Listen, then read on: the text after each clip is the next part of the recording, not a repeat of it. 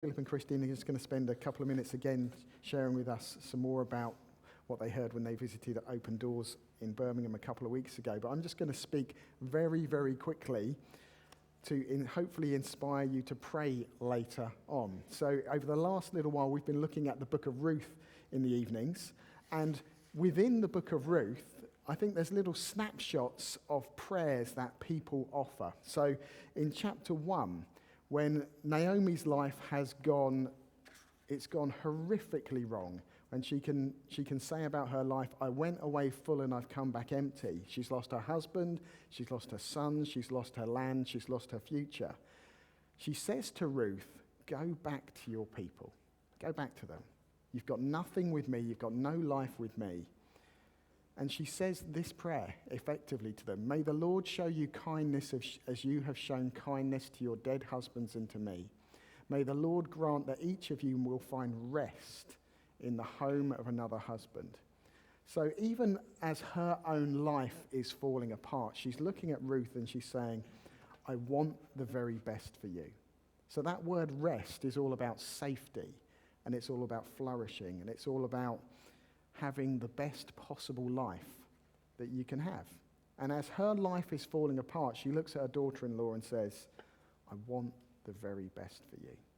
That's what she prays. In the next chapter, there's the man Boaz, and we looked at him, I think it was last week, the weeks are kind of merging for me at the moment, and in that chapter, Boaz does some incredible things for Ruth. He goes above and beyond what he was supposed to do. He lavishes her with food, with protection. He makes her someone who is the most favored gleaner in his field, which is quite a thing. And when he speaks, he kind of offers a prayer for her as well.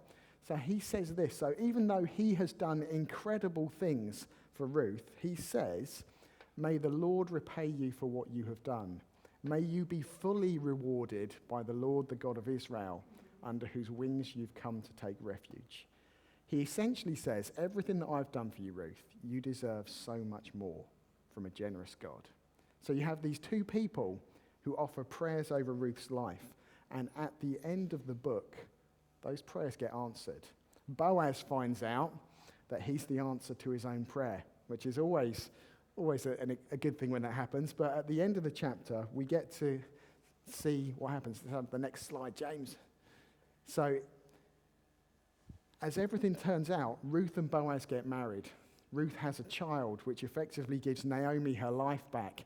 And the people around them say this to them, praise be to the Lord who this day has not left you without a guardian redeemer. May he become famous throughout Israel. He will renew your life and sustain you in your old age. For your daughter-in-law who loves you and who is better to you than 7 sons has given him birth. So at the end of the book, Naomi's being told, even if you had the perfect family, Ruth is better.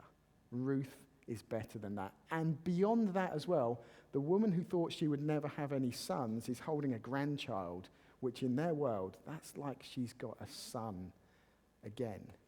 And actually, there's more going on than just her getting a son, because we then get to find out who this son is the ancestor of.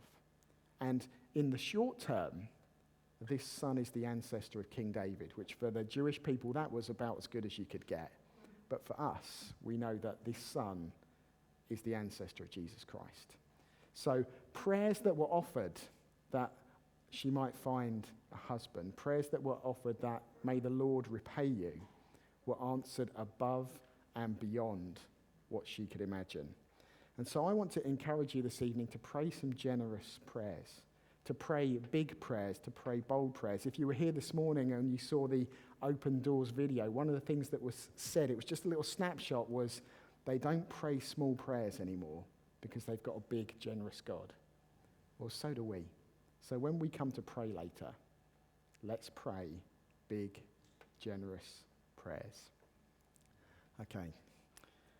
We're going to watch a quick video, and then Phil and Christine are just going to share a little bit again about